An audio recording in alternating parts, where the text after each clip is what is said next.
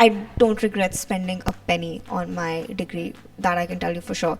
I came here for management. My degree was in management, so it's very that structure and courses are very different from engineering, and you cannot have the same expectations. For me, I think academically as well, it was very different, and I absolutely loved all the courses that I did. Welcome to this episode of Curiosity Cabaret. In this episode, Bhavika and I talk about our individual journeys of doing masters in the US. We talk about some of the biggest cultural shocks that we faced when we moved here. We compare some of the expectations versus what the reality really is. If you're someone who is interested in moving to the US, I think you'll really enjoy this video. Stay tuned till the end of the video. There's a small surprise for you guys there. I hope you enjoy the rest. Nice. Yes. Okay, now I get to ask my first question, right? Oh, no. Should we do something cliche? I think people ask this question a lot, and I honestly do not have an answer for this. Okay. I'll tell you why once you answer. Mm. What has been the biggest cultural shock for you after coming to the US? That everyone's Indian. It's true. It's true. Yeah. I mean, not everyone, but most people in grad schools, especially if you're doing computers or math or engineering, STEM careers are mostly, you'll have a lot of Indians. You're telling me I studied in Northeastern. Well, apart from that, I think I was really shocked that there's a lot of trust in the society, and ethics is a big value people stand by. So you can go to Walmart and you'll have self-checkouts. You will not, you cannot do self-checkouts in India. Like, it is just not feasible. So that was a big shocker for me. The first day I was like, wait, what? I can just buy things and walk out? Okay. So, yeah. You can do that once. Yeah. Yeah. What was yours? The reason I say I do not have a good answer to that is because, dude, I feel like while growing up, you would have watched a lot of English movies and then TV shows.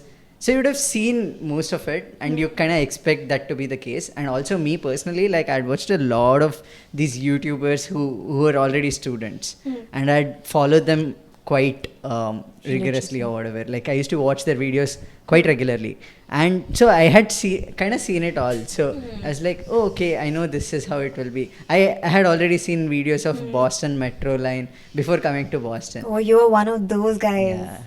Oh, God. There is both upside and downside to that, because you won't be as excited as everyone else because you've seen it like 10 times, but you also know what you're getting yourself into. Dude, one of my friends, I don't know if that's right. Anyway, doesn't matter. He was so obsessed with New York as a city. During the pandemic, he would just play people walking in New York and just imagine that. He's living in New York now, but I thought that was crazy. I was like, what is wrong with you? But anyway, people have done that.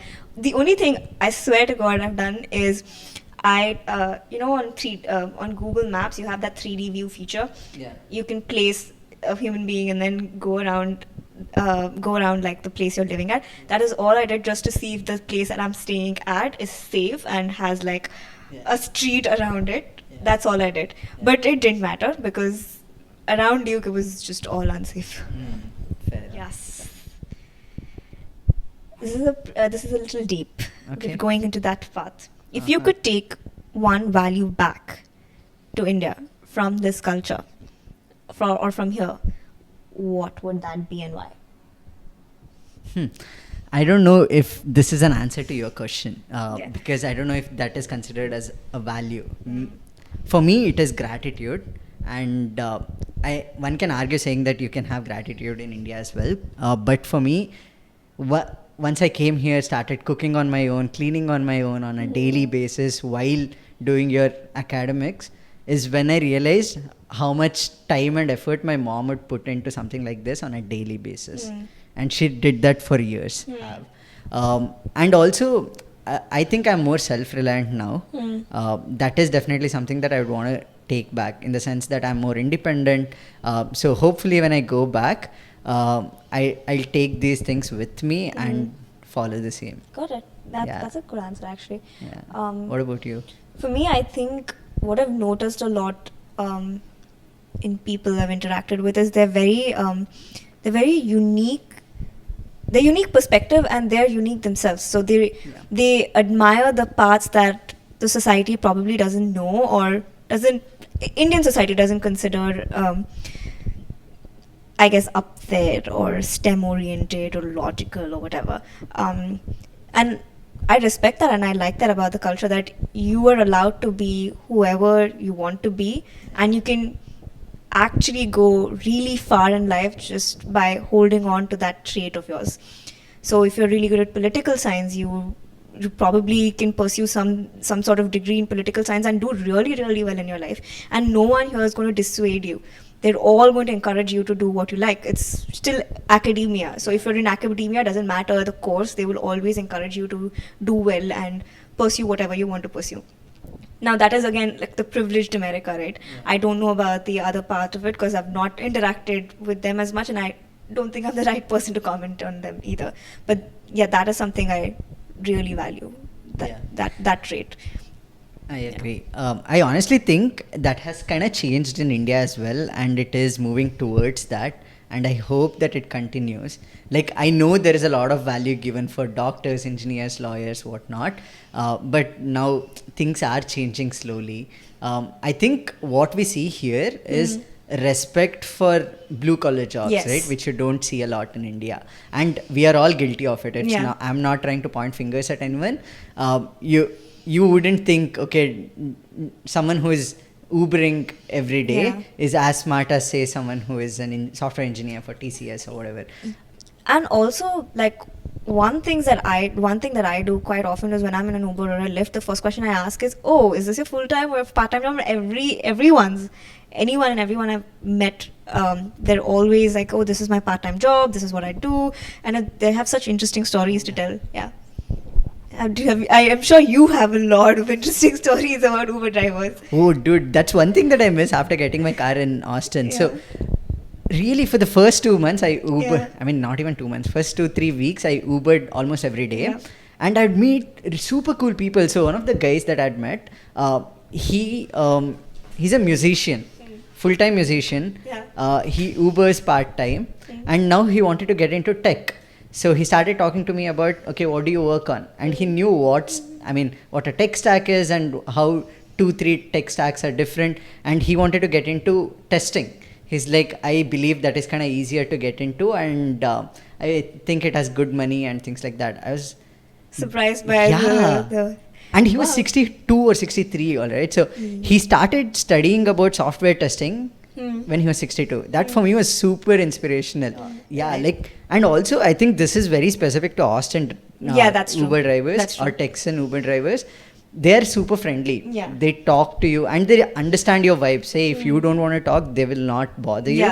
And if you want to indulge in a conversation, they are there with you and they can talk about anything and everything. That's something that I really like too. Agreed. I've not had these kinds of experiences. I've had my bits of like wisdom shared by the Uber and Lyft drivers, and I appreciate that. And sometimes it's a very motivating experience. So when you're either going to work or coming back from work, you're just like, wow, I think I'm really pumped and I can do everything today. So yeah, I definitely have that. Your turn. Let me ask this. What were your expectations before you came to the US? And how much of that do you think you have met? It's a very existential question. It's a tough one. So to be very honest, I did not have a lot of expectation because I'm not one of those people who comes in with expectations. I try to have a blank slate. But let me put it this way. So I think I took a lot of these things that were given in India for granted, so I didn't even consider them as expectations when I came here. So for instance, relationships or like outside work, when you go chill, just hang out with people, that was more intention-less, agenda-less, at least when I was in undergrad. It's just like, hey, do you want to hang? And you just like hang out with each other and with no purpose. You're probably just sitting on a bed scrolling through Instagram. Yeah. But after coming here, I think it was more, also probably because of COVID, I don't know. It was more intentional. So you knew that there is an agenda for two people meeting or a group meeting, and that agenda is either academic or job search related or something. Those were the kind of things that really like, I think I wasn't expecting. Maybe it's just a grad school thing and I was just delusional about this. But yeah, that was a big, there's a big one that I was kind of just surprised by, I would say. So very transactional is what I felt, yeah. Did you have expectations? Yeah. Okay. Go on. I told you how many YouTube videos that I watched before I came to the US, right? Yeah. And for me, it's not a decision that I took, like, say, in a month or two. I started preparing for it in 2020 when pandemic hit, and then I got in September 21. So Oh, you were a pandemic GRE person. Exactly. Okay. Yeah, We you have to can talk judge me about all this. you want, No, yes. we'll talk about this quite a bit. So my life was drafted before I was born. So unfortunate, but I'm also grateful. My parents already knew before they were having me that, oh, she is going to go for masters after her undergrad. They just did not know which field or which university. But that was already decided. The country was also decided. There was no option for me to pick and choose. So I knew I was going for masters very early on in my life. Right. So I gave my GRE in 2020, like right after, in my like fourth year essentially, and did whatever I was supposed to. Got it, and I was like, okay, I'm going now. Like, what's there? Like, life is like this is life. I'm going, and then the pandemic happened. So my GRE experience versus yours be very different. How was, because in the pandemic, I remember you guys had to do it at home. Oh, no. No? I didn't have the luxury of doing that. Oh. I mean, I could have done it if I wanted to, but I didn't know everything that happened around home testing. I just felt like doing it in that center would be easier. But later I found out what all has happened in the... So okay, there's nothing to judge then. Like I was not going to judge you either way, but fine. So, for me, I wanted to do three things, all right. One, I wanted to travel a lot. And I wanted to see how I am away from home. Because I didn't get that life for 24, 25 years of my life. And I wanted to see how I'll be when I don't have someone to rely on. And the third thing is I wanted to get a better job. If I now try and answer, okay, how many of those am I happy with? Honestly, all three. Interesting. So as I said, I did not have any expectations per se. Yeah. The only, like, you want to have a better life because you've always been told that this is the better version of life. Is that true? I think over time, I don't completely agree with it. You create your own definitions, or you come up with your own definitions of success or better version of life, right? And for me, I think I'm still deciding on that better version of life. So if you think you've met your definition of better version or a better life, then that's how you feel fulfilled, or that's why you feel a certain way. I don't have that because I'm very grateful. Like, I'm very grateful for everything that has happened and where I am and all of that. Like, don't get me wrong, all of that is given. It's just because I didn't come with those expectations, I don't feel fulfilled either. Because I'm like, oh, what? Like, okay, I'm here. I did all of these things, but is this what I truly want? Is this truly a better life for me? I don't have my definition yet, so I'm still in the middle. I don't think I said better life, did I? I meant better work. I mean, better company that I work for, and whatever that better is. Okay. In my case, the definition of better was a bigger company, essentially. And I have done that transition. I was kind of happy about it. I have a question for you. Yes. How do you think your dynamic with people has changed over time? With people in India and with people here? So, luckily, I've been blessed with a lot of really good close friends and a very close knit family. Mm. I used to talk to my family literally every day because I stayed with them. And because what happens when you kind of grow up in Bangalore is all of your friends are kind of around. I stayed in South Bangalore. All of my friends also stayed in South Bangalore. So we'd meet, if not every day, we would meet every day to play badminton or whatever. But even if we don't meet every day, we would meet on a weekly basis. So what I did when I came to masters was two of my I pulled them along with me. They also wanted to do their masters, so they also came here. It's typical. And then I have many close friends back home in India, and I miss talking to them on a regular basis. Now we have these video calls on a bi-weekly basis or whatever, and it's just not the same, right? Because you don't hang out with them and have the same fun that you used to. I think for me, I don't know. I always thought I was really good at maintaining relationships, but I have realized I am terrible at it. I am very bad at it. The only reason for that is I'm always conflicted between, should I look for building, should I look into building a relationship for the future, which is, let's suppose I want to build a life here. I need to have strong bonds here. I need to build a circle of friends that I can trust and be vulnerable with. Versus the past, which is they're my friends. They've known me all my life. They know every bits and pieces of me, I guess, and they've seen me grow as a person, so they would understand me a little bit more. So there's more relatability there. But the conflict is always future versus past. Should I hold on to the past and keep nourishing those relationships, or should I focus or divide my time in such a way that I can do both? And the balance has been really hard to find, because I'm either very good at keeping in touch with my past or very good at just looking at things for the future, and I'm not doing both at the same time, which is, I'm guilty, but that's how I don't know. It's just sometimes it's this, sometimes it's that. But there's a lot of guilt always that, damn, I should talk to them more often, do this more often, because I value them, I love them, they're my friends, and I want to know what's going on in their life. But I'm also I need to build this. If I don't have this here, I will never feel like I belong here, or I can live here, or I can build a future here, which is also sad, because you worked really hard to come here. So. Right, for sure. I think it depends on your priorities, right? At the end of the day, for me, family and friends are up there, and because of that, some of your other priorities kind of take backseat. For me, travel, family, and friends are top 3, I think, not in that order. Otherwise my parents will kill me watching this video. So those 3 are up there, and that's what I try and prioritize, and everything else kind of comes. Okay, you and I think are a little different here, and this is again extrovert introvert differences, right? Because you have so many people in your life all the time, I think it's you pick and choose who you want to talk to.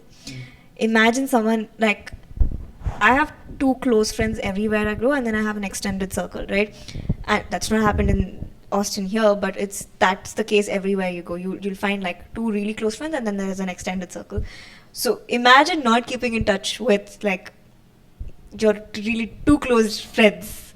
Sometimes you feel really guilty because you're oh no, I really love you guys. I really do. It's true, but it's so hard. It's just an introvert's version of, I really want to reach out to you, but today I'm just not in the mood.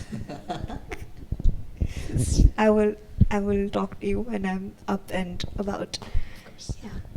So I think you have a better standing there, because you're very good at keeping in touch and talking to people and doing all that. I don't know if I'm the right person to answer that question, but yeah, my friends can answer that question. Just comment down below in the video. I have 2 friends. 2 of those people don't comment. I'll be very upset. No, I think I'm okay. Because I grew up in multiple cities, I do have friends from all those cities. I am not gonna say that I'm in touch with everyone, but I'm in touch with many of them. And what happens for me is, so last time when I went to India was the first time I went to India after I moved to the US. I had 32 days there, and I had made a list, obviously, of all the people that I wanted to meet, and I had made a list of all the restaurants that I wanted to visit in Bangalore, which opened up after. Was this in an Excel? No, it is on a Google Note. Great. And then I matched the following those two essentially. I'm like, hey Snehal, let's meet here. Hey Mohan, let's meet here. Let's go do this. Yeah. And like I was able to meet almost everyone that I wanted to meet. And go to all the restaurants that you wanted to go to. Yeah, I think I went to around 28 out of the 30. Oh That way my my parents were God. very chill. They were like, okay, you have breakfast here, lunch here, and you can do whatever you want. Do for you know dinner. what I did when I went to India? I avoided all my friends. That's not true. Sorry, guys. That's not true. I didn't meet them quite often. At least I think so.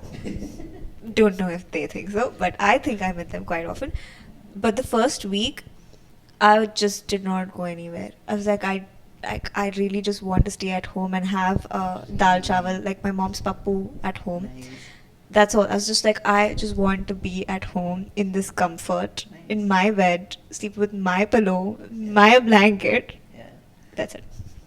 The first 3 or 4 days, literally, that's all I did. I had McDonald's also, and that's about it. And then I told people, like, I was like, they already knew, but then I met them like weekend and all of that. But I was just like, no, guys, I'm so sorry. I love you, but need my own me time. Yeah.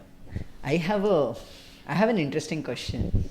So you did your masters in Duke, which is in North Carolina. You did that for 16 months. 18, I think. 18, okay. And so it's been now exactly 2 years. If you had to relive this entire journey all over again, what are some of the things that you would change? Gosh. That's a tough one. I'd let you answer that first. Although I've written this question down, I don't know if I've thought about this a lot, but there are few things that I would change. Not many though, because I'm very happy with the journey that I went through. I mean, as people might have figured out by now, I'm a very planned and organized person. So when I had come to the US, I had this plan of, okay, I'll get TA in second semester, third semester, and I'll do 2 internships. And I had Excel sheets with, okay, what if 1 internship, what if 2 internship, what if I'm sharing my room, what if I'm not, etc., etc. One thing that I would change is, which is, you can plan all you want. So my plan never included graduating in 16 months. It never did. Yeah. Because I wanted to relive that college lifestyle. Because I'd worked for 4 years after undergrad, I kind of missed that, and I knew how much I valued it also. You probably wouldn't have felt it in the same magnitude, because you directly came after your undergrad, right? So I worked for a year forcefully. because of pandemic. Right, of course. So in my case, I wanted to live that college lifestyle, and I thought in Northeastern you have an option to extend your graduation for a year. So you can technically be there for 3 years. So I was telling all my friends, guys, I'm going to do this. I'm going to do 3 internships, and I'm going to stay in Northeastern for 3 years. But life had different plans for me. Doesn't it always? Yeah. So that's one thing I would change. One thing I would change is, okay, you don't have to plan as, meticulously as I did. Although I plan a lot, I would like to believe that I'm open to changing my plans. And that's kind of what happened at the end of it. Apart from that, one more thing that I would change, this is silly, and I mean, with perspective of life, this wouldn't matter as much, but every senior of mine told me, apply for internships when you're in India, and I didn't. I was like, they have no idea what they're talking about. I can do it once I come here. And yeah, the first internship, that's the only thing I was thinking of for 2 months until I got an internship. I actually second that, the last one that you said. I just did not think it would be this competitive. Even here, India, it's definitely competitive, but it's so competitive here. It's so competitive. Gosh, had I known that, I would start applying in India. While you were talking about your answer, I thought of my answer. And actually, to be very honest, The only thing I think I would like to change is building a vast network outside of the grad community, because in a university you have so much to do, like you have so many people, and you can network outside of your grad school. You can pick up opportunities outside of your realm, essentially. You can go pick up a course from undergrad, or you can be a part of undergrad clubs, so on, like all of that. I think I did very little of that. I realized that when I started picking up things during the last semester, but not before that, and I regret not doing that, because there's so much to learn from these students. They come from different walks of life and with different experiences, with a very unique mindset. I love that. And when I started interacting in the third semester with these, I guess, undergrads, they're so smart, they're so intellectual, but in their own own ways. It was so intriguing to me. That is one thing I would love to change, and I think I would be more involved in things outside of what was the norm per se. Like, when you're getting into university, okay, these are the things you are supposed to do, because everyone has already told you that these are the things you're supposed to do, these are the courses you're supposed to do.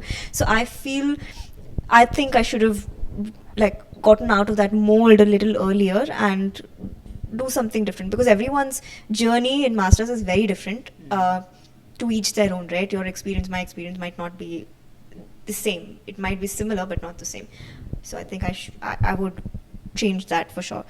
Everything else, maybe I would also change internally also in our grad community. Probably make more meaningful relationships, although most of it were transactional. I felt I could have tried a little harder to make those meaningful connections, because that community is always going to stay with you. That is the batch you came with. They understand your problems, they understand you are selected into that university or admitted into that university for a reason, right? So they're like-minded in one way or another. So yeah, I think everything else I would probably keep it the same. The struggles were truly important for us to realize the value of everything. So yeah. One thing I also want to talk about is how your classes here are structured very differently compared to undergrad, right? Because in undergrad you go through 8 classes a day or 6 classes a day with the same set of people in the same bench. What we would have is, we had set of courses that we had to go through until, I believe, second year. End of second year is when you get to choose your electives, but you'd still have a core set of courses that you have to go through. So what would happen to me is, I would stay with the same set of friends for 3, if not 4 years of my life, and we got closer and closer because we just would end up spending 8 hours a day with each other. Whereas here for me in the US, I had 8 credits a semester, which means we would spend about 7 to 8 hours, and you could choose whatever you wanted to. So I didn't have the same set of classmates in any of the courses that I chose. That was my undergrad. Okay. So your closest friends are people you're living with, your roommates, or people you met in the first semester or second semester, and their roll numbers somehow, you're always in the same batch of things, either for practicals or something, and you're like, oh, I've seen you here as well, oh, we seem to be in the same class everywhere we go. So that's how you befriend people. But there's no, you're that's completely out of the picture. So, why do people seek outdoorsy activities more here, or even less, if that's changed at all? But why do you think that's a trend here? Because everyone I know, they're all very outdoorsy, and they weren't actually outdoorsy when they were in India, especially people that I know. So I don't know how to answer this or question, because let me put it this way: they were relatively less outdoorsy in India. Yeah. I mean, for me personally, I have been outdoorsy kind of all my life. After school, I would go home, drop my bags, and run to my friends who were playing cricket or badminton or whatever. And same thing kind of continued here as well.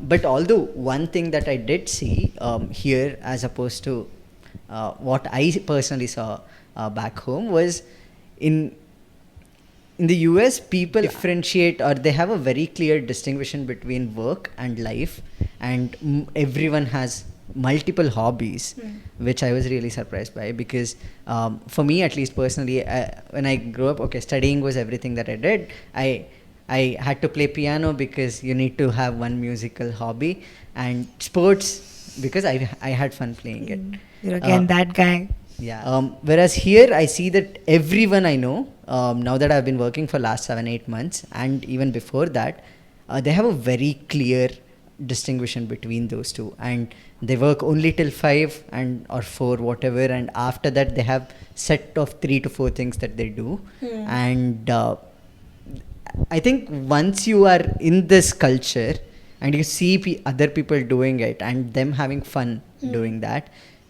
you would also kind of want to indulge in those activities, I guess. For example, I never skied in India, but I was in Boston and everyone during winters would go skiing. I was like, okay, what the heck, let me try what this is, or something like that. Makes sense. Yeah. So I think when I moved here, the first winter, or not even the winter actually, spring break, everyone was out traveling.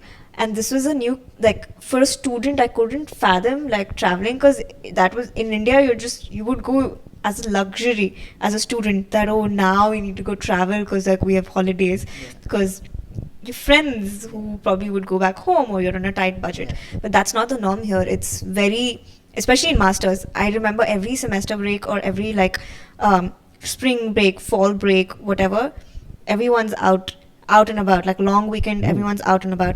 And I don't know, maybe I did not grow up with it, so I thought it was really surprising and shocking. And I was like, oh, okay, like this is common, okay, people do this. And then I try to, like, get into the psyche of it.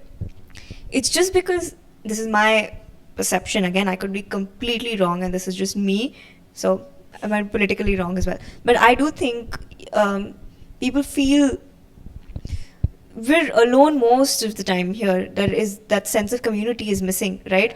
So we go seeking that out, and the only way we can do it is either by traveling, or either going out with your friends, or doing it by yourself, or with a group that you have no idea you're going with, essentially, or I don't know, some sort of a meetup group.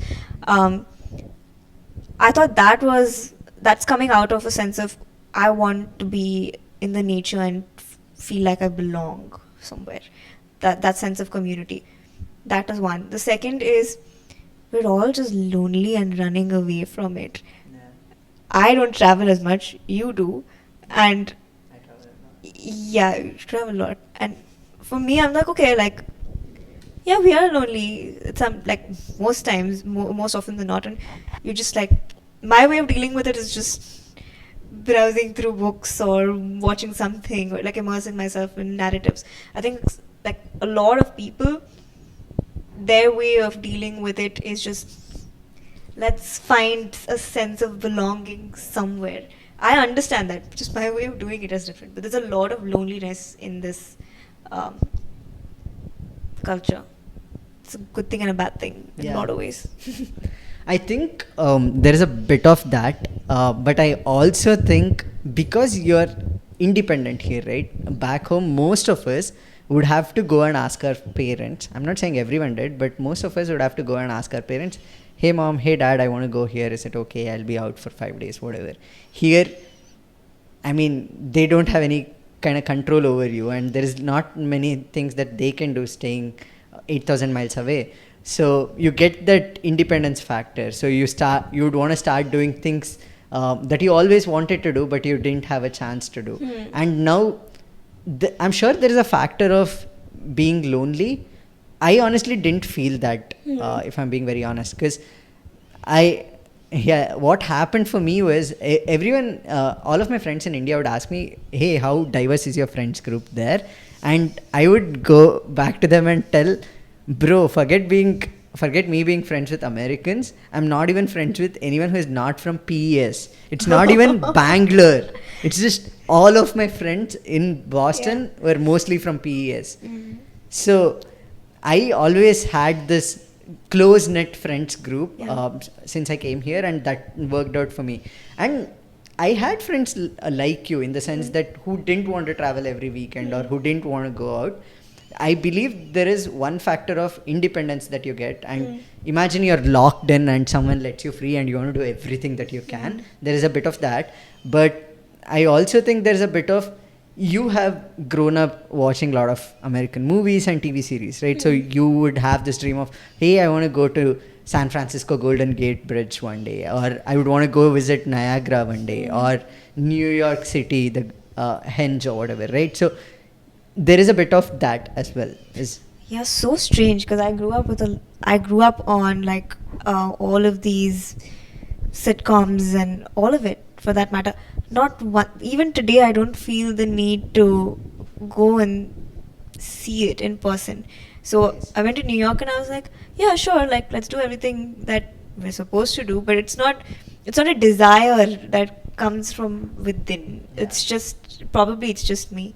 I don't know, but like it's so strange. I would love to travel in India. I have dreams of like going to Amritsar and going to like Himachal and all of these places. I dream of that. I love that. I don't know why. It's just like even now, like my plan. If when I go to India, my plan is I want to do all of these things. I have a list for like Indian destinations I want to go to, but not here. I think it's the complete opposite for us. You still traveled a lot in India. Although I was living outside and I had the freedom, it's just like, I don't know, maybe it was the phase I was in at that time and we were all prepping for like GRE and all that. Maybe that's probably why, but I never like deeply desired this. Now I do. When like I think of India, I deeply desire like going to all of these places and doing all of these things. I don't have that for this place. Maybe when I move back to India, I have that desire for this place. I don't know. Yeah. I mean, for me personally, my parents have traveled kind of all their lives, and they would take us with them, obviously. And since then, I've liked it. Like my mom had a very small those cameras with the reel in the it. reel in it. What is it? Yeah, Kodak. Kodak. Yeah. So I mean, she would ask me to go take a picture of me, I mean, her and my dad together or something like that. And since then, I've always been interested in photography and traveling. I have traveled, I would want to say quite a bit in India. And one thing that I can tell is traveling is easier in the US. Okay. So for example, if you want to go, you can go to Manali, and you can go to Manali by taking a flight from Mumbai to maybe Delhi or wherever closer to Himachal Pradesh, and then take another bus, or maybe now there is there's an airport in Manali. In US, what happens is everything is very well connected, right? You can drive from any part of the country to any other part of the country, and flights are also available for every other corner. So traveling becomes more convenient, and because the infrastructure is there for that, it becomes easier for people to do it here. That is what I miss about India, honestly, because it wasn't as convenient, it wouldn't be as crowded as it is here. And I'm not a big fan of crowd when I'm in the nature. I mean, I like New York City crowd because I'm in New York City for that reason, amongst many others. But when I go to a national park, I don't want to see as many people as I see in, say, Yosemite, for example, or even Yellowstone. That I'm not a big fan of. In Himalayas, when I do those 7-day hikes, I would see 100 others with me, and that is in span of 7 days. So you would live this very minimalistic lifestyle, and it is very different from what you would live in Mumbai or Bangalore. Right. And so you start valuing both those lives more. Here, I at least haven't gone through those realizations. Got it. I also, like, for me, maybe the reason I have this deep desire to travel in India is because I feel like, this is my perception again, most cities in the US have very similar infrastructure, and the restaurants, you'll find a chain of restaurants everywhere you go to. And I don't know, I like the diversity in India. I think that's probably why I have that deep desire to just go to different corners of the country and experience the different cultures and rituals and so on and so forth. For me, I like that more than this. I'm not saying, like, this is a beautiful place to travel. There's absolutely, like, very convenient, great places that you can visit, and so they're beautiful. Very well maintained, and tourism is given, like, people give a shit about it. Yeah. Um, yeah, although people as a country don't give, or maybe we do, and I don't realize it, or probably I'm naive. But I do feel like it's not promoted enough.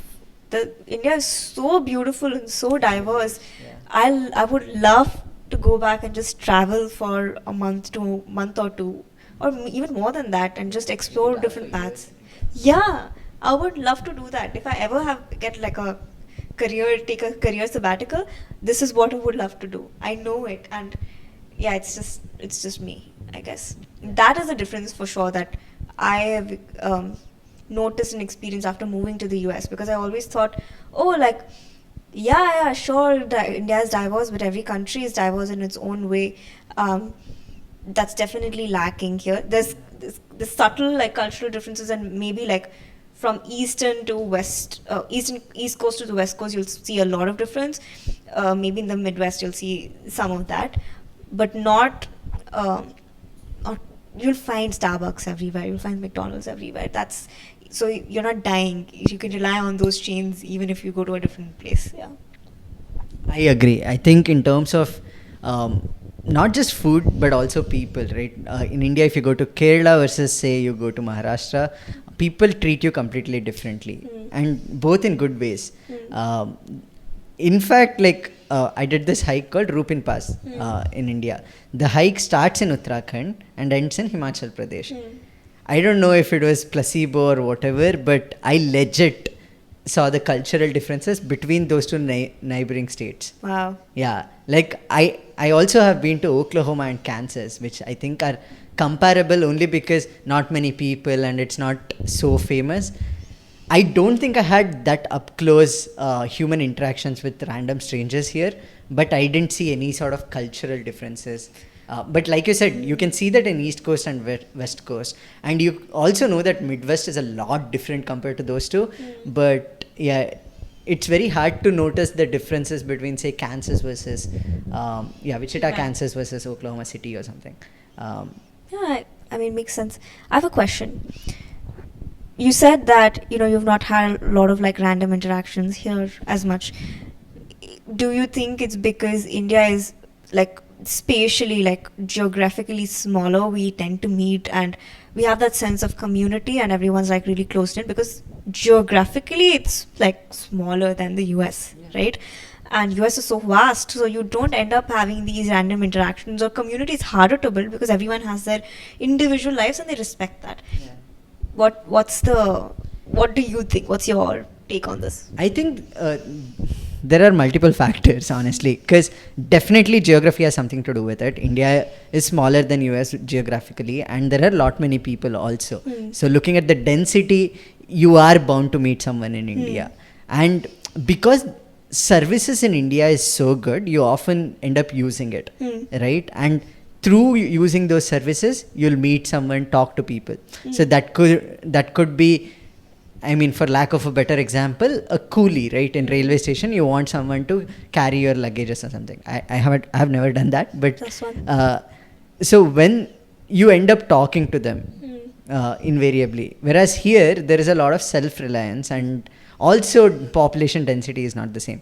I honestly think many people here are very friendly, and they are open to talking to you, to random strangers. In India, you can see, I mean, we were all kind of grown up getting learned that, okay, hey, don't go talk to strangers, right? So there is a bit of that fear. Like fear towards going and talking to a stranger. Here it is a bit less, I think. But yeah, it's the fact that you don't, at least in the travel that I plan, there is not many interactions. So if I go stay in Kansas for 15-20 days, maybe that will change.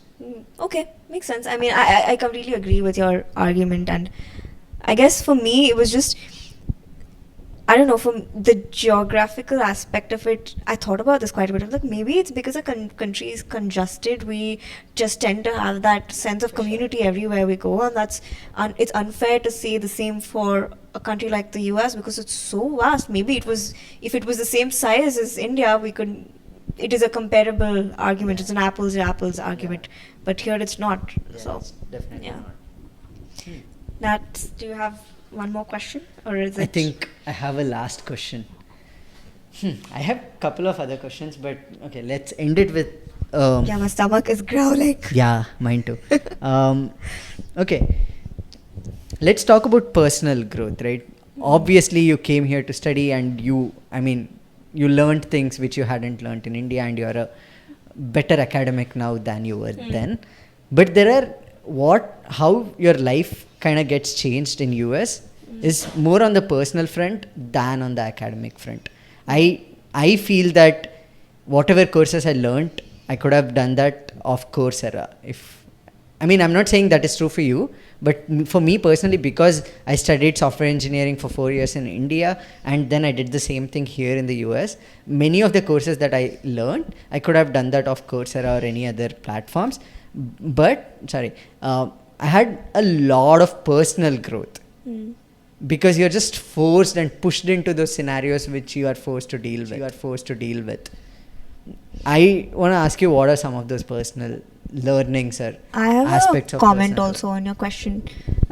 You also had work experience in India. That changes a lot. So maybe people who are coming out of undergrad don't have the same expertise or experience with computers or computer science as much as you do. You've actually worked in the industry and you understand it.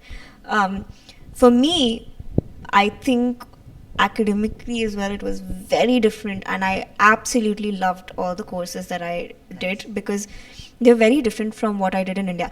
But again, it's not an apples to apples comparison, just because I was a STEM student in India. I did engineering like most of us. Yeah. But I came here for management. My degree was in management. So it's that structure and courses are very different from engineering, and you cannot have the same expectations. I didn't have the same expectations, but what I learned, I can apply that in any industry, and that is an invaluable. I don't regret spending a penny on my degree. That I can tell you for sure. I actually regret not having taken more courses. Although I didn't have the time, I wish I did more than what they could offer. It's brilliant education here, especially for management. If you're a management student, if you're doing like MBA or something, it is a great place to study. The US is a great place to study management. I've heard it's somewhat similar in India as well, but again, it's very competitive there. Management courses here are they're very people centric, and you actually learn the skills to be people centric. You're forced to. It's learning by doing. You have to get your hands dirty and you have to learn. Right. So that's just how it was. But in terms of personal growth, I actually grew a lot as a person, and in so many different ways. And first and foremost, I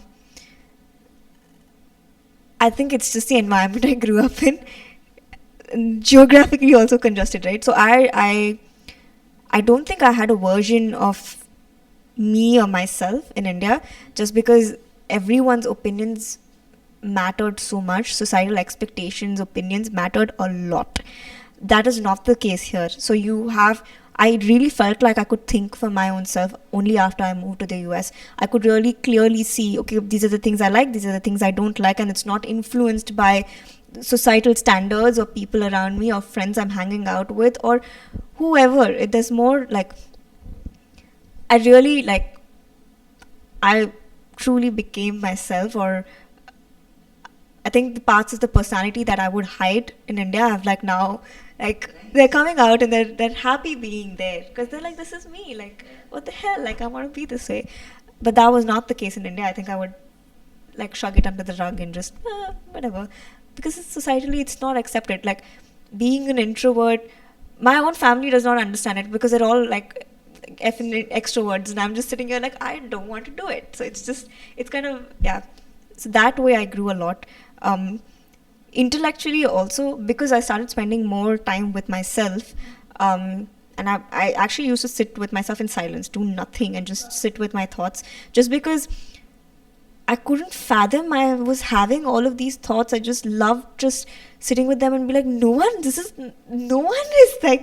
these are my thoughts, no one's intruding them, or this is not influenced by anyone. that helped me career-wise. That helped me know myself better, stand by the values that I think I have. I clearly define my morals now. Not saying it's like a black and white thing, but still, like, I know the grays as well. So I know, knock on wood, like, I think I know myself a little better. It's a journey, and I can now, like, take a step back and be like, okay, like, this needs some thinking, and I don't have to do everything because the society is telling me or asking me to do, or this is how it's supposed to be. So yeah. What about you? For me, I genuinely think there is a lot of personal growth because, dude, okay, let me start with this. I have cooked in India, but definitely not as often as I did here. And me and a lot of my friends have this running joke where I don't know what I learned in the US, but I can cook for 50 people now if I have to. Yeah. I have tried with 15 different cuisines, made 20 different North Indian curries. Okay. So definitely cooking, Yeah. cleaning, and because you're kind of forced to, you do become a lot of, you start relying on yourself a lot more than what you did back home. So those three, and a lot of gratitude towards your parents and everyone that helped you. Oh, that is deeply embedded in everything I do now. It is, I did not know I loved my parents so much. I mean, I knew I loved them, but after coming to the US, I was just like, I don't think I love anyone more than my parents. I don't think I can even get there. It's just, I don't know, I think you're just more grateful after moving here. Yeah, for sure.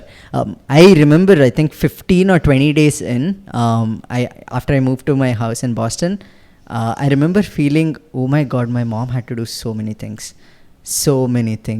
And all of us, me, my dad, my brother, everyone took her for granted. I remember calling her and me telling her this, Amma, I'm so sorry that you had to do all of this, all this while. And she starts crying. She's like, oh my God. But yeah, seriously, like, I don't think there has been a better learning than that. Yeah. My dynamic with my family has definitely changed a lot after moving here, and just because now I'm able to express that gratitude more freely, and I think that was not the case in India, because everyone, like, you kind of assume that everyone is going through the same thing and every parent is doing that for their child. It's taken for granted because it's a cultural norm. After moving here, you realize that that's not true. Regardless of that being a cultural norm, you should appreciate them, and yeah, it's a fun experience. I think I've definitely grown in that part too. I cook more for myself, I clean, I take care of myself, I remind myself of doing everything that I'm supposed to do and be an actual adult. Yeah, like pay your bills, like have vitamins, all of that, like everything. I don't think I would have done that if I was at home. Not at all. I would probably just be lazy. So, yeah. On that note, Let's eat. yes, that is all for today's podcast, guys. Thanks for watching till now. I think it's just my parents watching at this point, if at all anyone is watching. I don't know if my parents are watching this. But yeah, thank Thanks you for watching and listening to us, and stay tuned for more episodes.